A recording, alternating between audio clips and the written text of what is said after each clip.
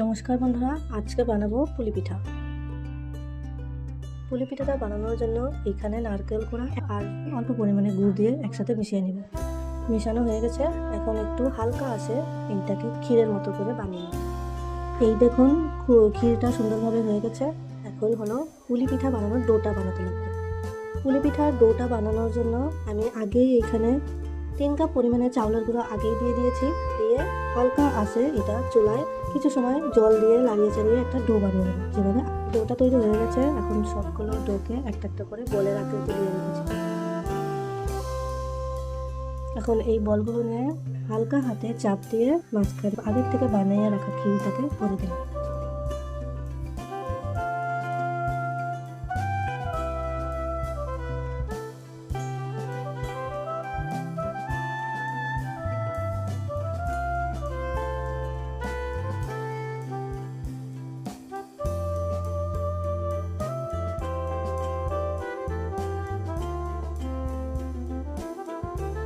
ক্ষীরটাকে ভরে দিয়ে এটাকে আস্তে আস্তে পুলি পিঠার শেপ দিয়ে দেব।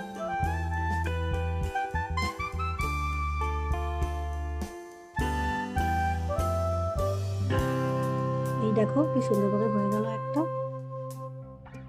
এইভাবে বাকি সবগুলো বানিয়ে নেব। সবগুলো পিঠে বানানো হয়ে গেছে। এখন আছে একটা তাওয়া বসিয়ে দিয়ে রেখেছিলাম। এখন 4টা পুলি পিঠে দিয়ে এপাশ ওপাশ করে ভালোভাবে ছেঁকে নিলাম। এটাকে তোমরা ঠেকা পুলিও বলতে পারো।